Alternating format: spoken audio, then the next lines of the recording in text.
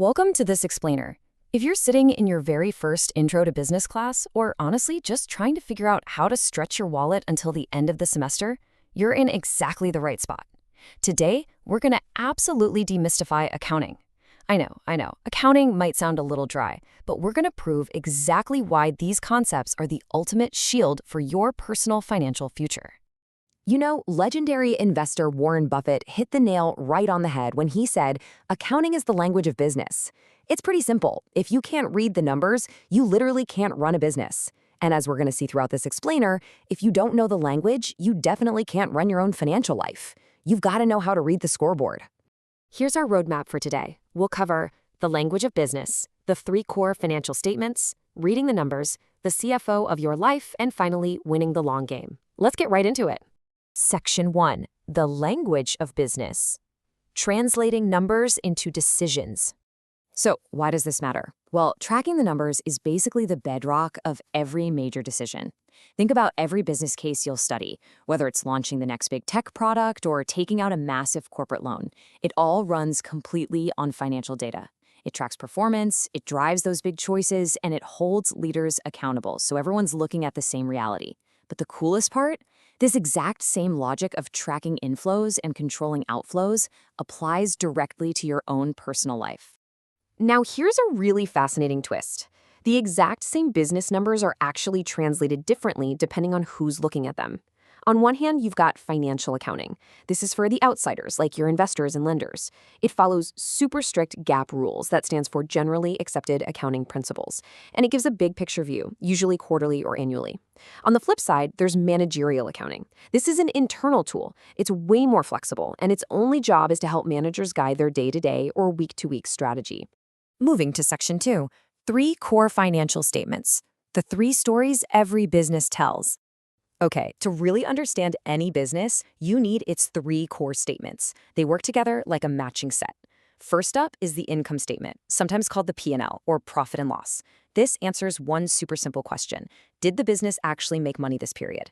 It's a walk down. You start at the top with top-line revenue, so all the sales. Then you subtract COGS, the cost of goods sold. Next, subtract your operating expenses, like rent and marketing. And whatever is left sitting at the very bottom, that's your net income. That is your actual profit. Next up, the balance sheet. Now, while the income statement covers a period of time, the balance sheet is more like a freeze-frame snapshot. It's built on one golden formula: assets equal liabilities plus equity. Basically, it shows you exactly what a business owns, like its cash and equipment, versus its liabilities, or what it owes, like loans.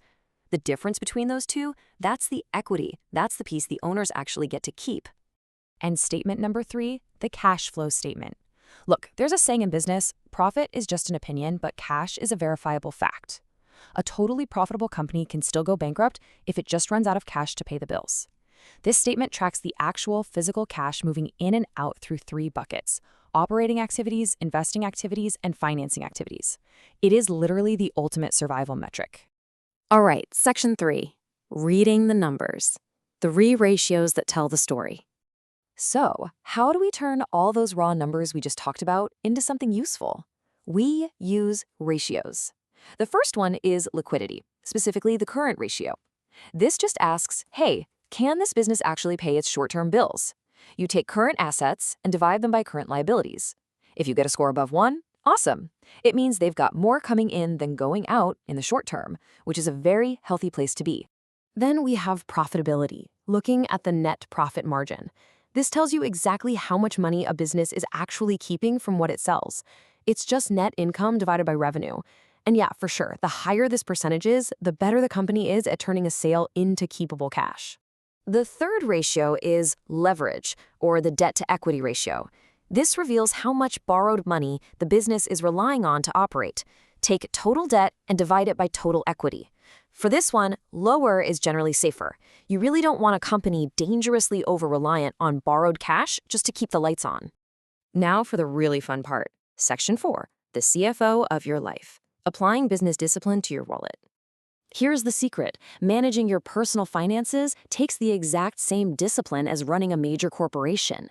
You are the chief financial officer of your own life.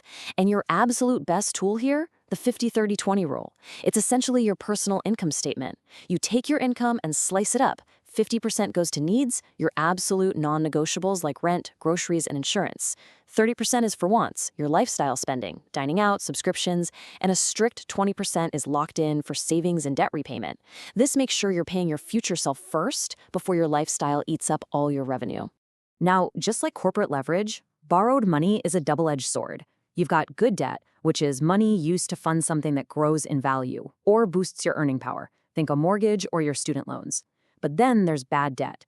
You have to ruthlessly avoid this. Bad debt funds things that go down in value, usually at crazy high interest rates, like racking up credit card balances for a vacation or taking out a payday loan. Just don't do it. So lenders look at your credit score, which sits somewhere between 300 and 850, to see if you can handle debt. Think of this as your personal corporate credit rating. It's built from your payment history, the amounts you owe, how long you've had credit, your credit mix, and any new credit inquiries. If you do have debt, pay it down strategically.